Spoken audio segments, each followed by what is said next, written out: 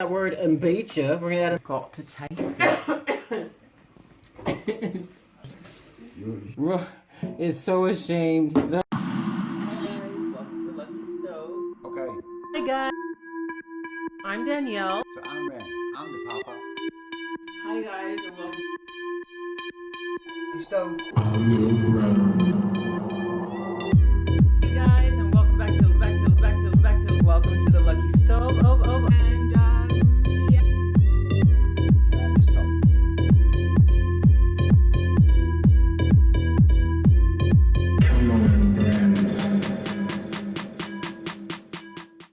Hey guys, don't forget to like, subscribe, turn on your notifications.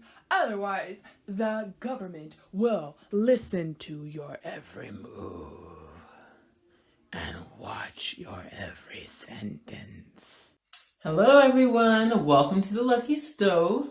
I'm Danielle, and I'm going to show you how to make enchilada dip.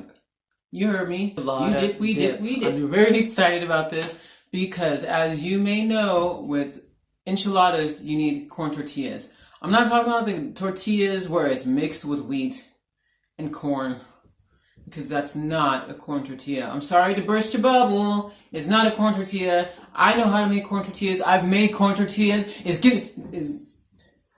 It's not a corn tortilla.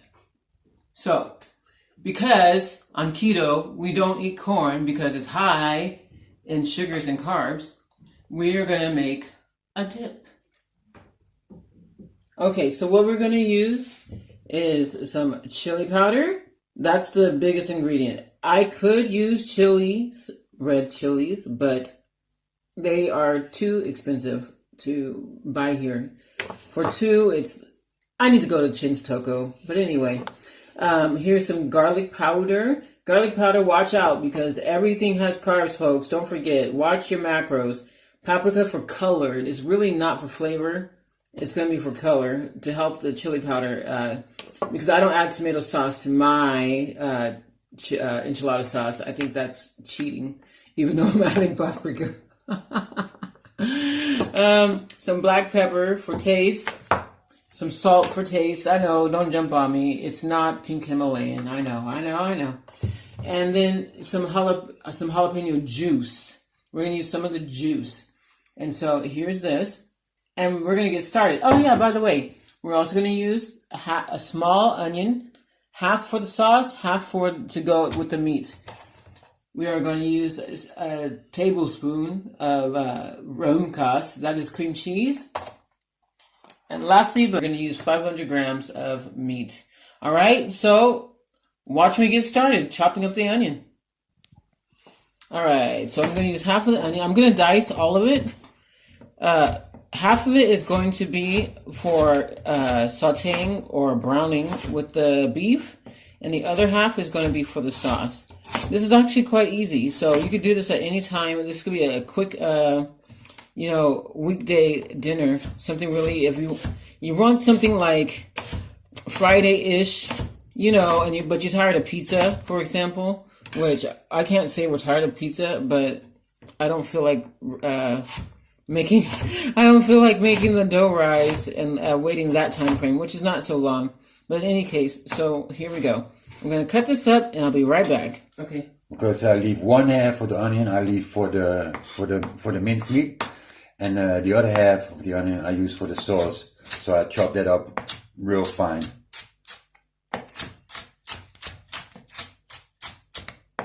How you doing, by the way? It's a lovely day today.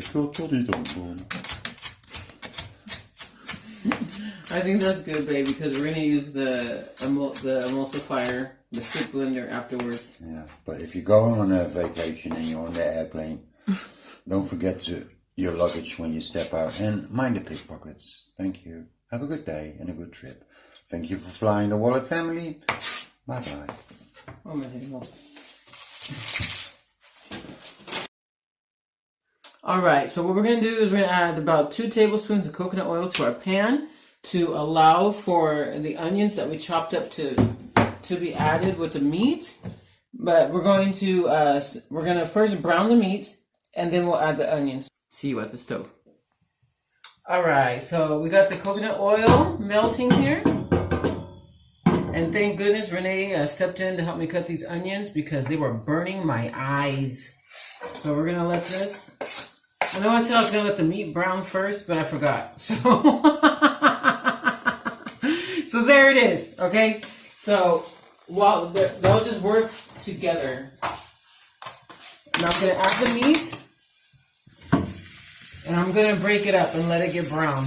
And then I'll be back once it's already been brown, and I'll show you what's next. Okay?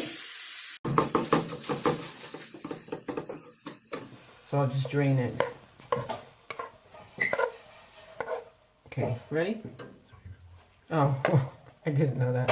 Okay, so I'm gonna go ahead and drain the fat, all of the fat. I added the coconut oil to help me cook the onion. Could the meat have given out enough oil? Yeah, but I'm doing something here. This is what I'm doing. I'm going to add this oil to this pot, and then I'm going to add the rest of the onions to the pot as well, and let that saute a bit. I was going to say een beetje. Dutch word of the day, een beetje. So I'm going to let it saute een beetje, and I'm going to add the rest of my spices and seasonings to it, because when I make enchilada sauce, I make it from scratch. Yeah, you can get it out of a can, that's cool, but I don't. And like, honestly, I don't trust other people's enchilada sauce. Now, the ones in California, there is a brand that I love. It's yellow, and it has red, and I can't remember. I don't know if it's El Mexico or whatever, El Maria. I don't know. Whatever it was, that was delicious. And when I was cheating, I would use that to make my enchilada sauce. But I'm a very proud person when it comes to food. And what I want to make is my own enchilada sauce. And since I don't have my pasilla chilies from Chin's Toco or the other chilies, I'm going to make it from bottles. You will see. This here. Okay. So now I'm going to drain the oil. I'm not going to expressly drain it all out because I don't want the meat to, at this moment, dry out. I know that sounds stupid, but this is what I'm doing. Yeah, it may be a little bit oily. I think I'm gonna call it good right there. That was like 2 scoops of this. 3 scoops of this. I can't tell you how much that is. You use the excess amount of your fat. If you feel like it's gonna be too greasy, then don't use it all. That's all I have to say, because it's up to you. The fat is an essential part of our keto diet, but it doesn't mean you have to be all sloppy with it either. You don't have to be sloppy with fat. Fat is your friend. It is not your foe, and it makes good gravy.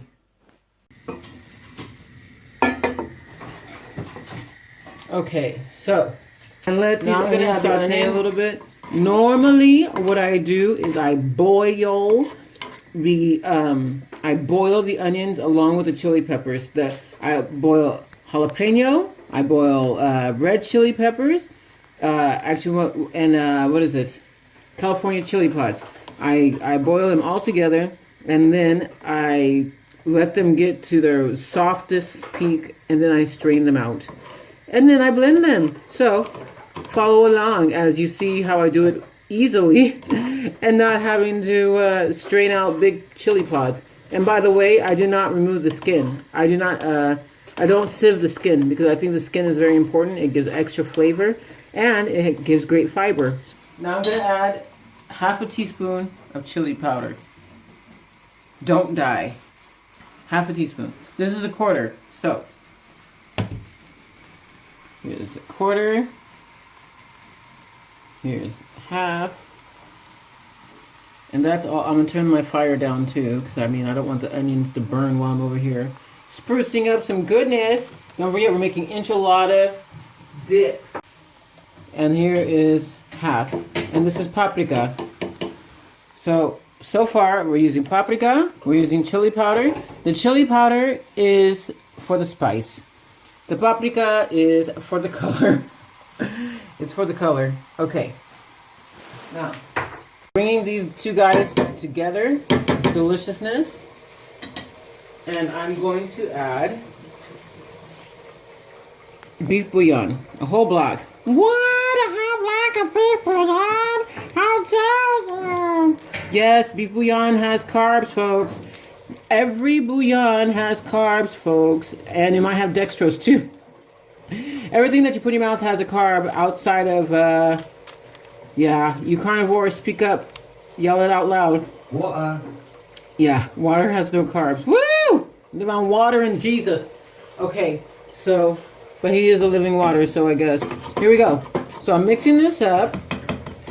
This is usually how I make my enchilada sauce. I add a bouillon cube, or I get the pot of bouillon. Usually it's chicken because I'm usually making chicken enchiladas because chicken is cheaper. I mean, really. But I'm using beef today. Hey! Now, we're going to do this part. This is all mixed up. And now what I want to do is add some water. Okay, we're going to add water. Why? I forgot. I'm going to add some jalapeno juice. Wow, it's so spicy. I like enchilada spicy. I'm going to do black pepper to taste and a little bit of, oh my gosh, knoflook. Somebody help me. Garlic. That was Google Translate. that was Renee Translate right there. So I'm going to add a 1/4 teaspoon of garlic. You guys can use whole ingredients. I mean, there's nothing wrong with whole ingredients. But like I said, this is a quick sauce. Like if it's so quick, then why is it taking you so long to make it? Yeah, I'm telling you what I'm doing. That's why. Now it's starting to get a little bit pasty, and I like it because once we add the water, it's going to bring it together. Now, as far as the jalapeno juice, you. How strong are your fire pants? Okay? That's like 2-3 tablespoons of jalapeno juice. I don't normally use jalapeno juice, folks. Check me out. Look at my face. This is Honest Abe right here. Well, maybe not Honest Abe, because, you know. But anyway, I'm being very honest. I don't usually use all these. I don't. I make it myself. I use my fresh ingredients. I get my chile pasilla. Check out my recipe for chile pasilla enchilada sauce. Check it out. From Chin's Toco. 450 milliliters of water. Use this much. So it looks kind of fatty, yeah? It's okay. We're going to add, there we go again with that word, mbecha. We're going to add mbecha, xanthan gum. But before I do that, excuse the android. Before I do that, I'm going to blend the sauce. And before I blend the sauce, I've got to taste it. Make sure it's spicy enough. And mild was always weak, and hot was always mild. And if I didn't get hot, I got extra hot because we can handle it. I mean, we're Calexican. That's a good one. Hashtag Calexican. And by the way, you guys, don't forget to like, subscribe, and hit the notification button. I mean, I'm not Cedric the Entertainer. I really do enjoy what I'm doing, and I'm doing this for you all. I could just eat. And don't forget to check out the blog. I'll have some of these tips on the blog, okay? Shaking in my hand because I was leaning on this. I know, but don't like it. Okay. I learned this from my mom.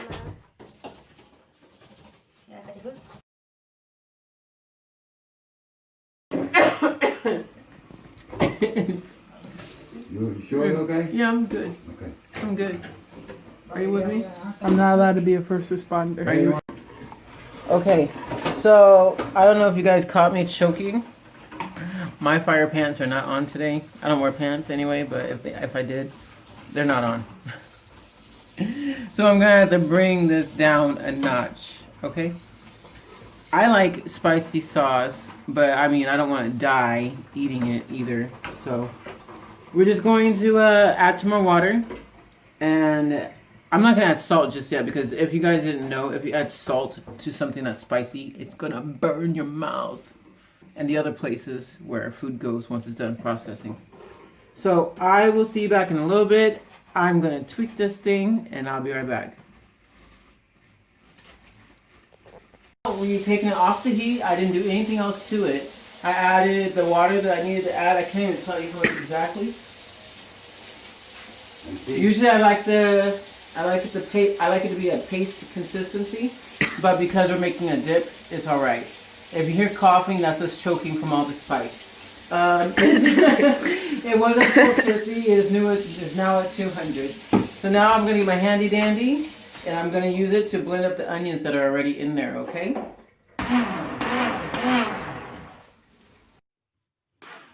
don't want to do this with a white shirt.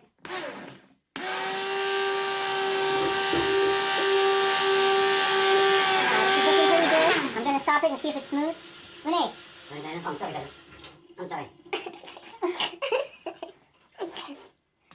I was in my own world. You laughing? Why are you laughing? Because you both are smiling at me too. Because you're cute. Yeah, I was just like, it's still going. You want me to stop it? Oh, no. Okay. That one, yeah, go stop. All right. So now our magic ingredient, our thickener. You don't have to use xanthan gum because you have a roomkas. Cream cheese. You can use a tablespoon. That was like a tablespoon. You see that? That was like a tablespoon. I would personally, because I love creamy things, use more. But because it's not about the creaminess necessarily, it's more about making it a bit thicker, so that way you can dip it. That's why we are using the cheese. But also, it's a great new tip. If your sauce is too spicy, add some cream cheese. It'll neutralize it, at least a little bit. Now I'm gonna turn this on because I didn't turn it back on. I know, I licked my finger, I know. So we're gonna get this back to hot so that way the cheese can melt. Now this is mixed, I'm gonna add the sauce and I'll be back with the finished product, okay? The sauce is in, the cream cheese is melted in, it'll taste delicious. Now, what is enchiladas? What are enchiladas without having cheese on the inside of the tortilla? So I love heavy-handedness when it comes to cheese in my enchilada. But this is going to be delicious. So, see, this is how I like my enchiladas. All gooey, and then when you put your fork through it. But remember, this is enchilada dip. Guess what, guys? We're done. Now it's time to plate. I'll see you back in a moment. All right, guys, we are done. We have our enchilada dip here in this very large bowl that I could have filled up, but I'm not going to be greedy. And so it's topped with some Greek yogurt. I'm going to give this thing a taste because I'm waiting and everybody else is waiting for dinner to be served. Oh, you missed that. Did you see that there? Let's see if we can get it.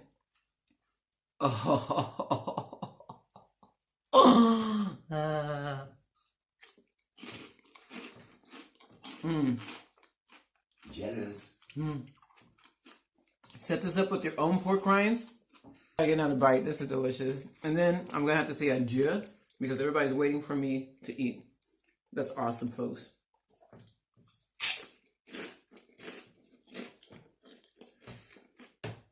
Friday nights do not have to be hard. And they don't always have to be pizza.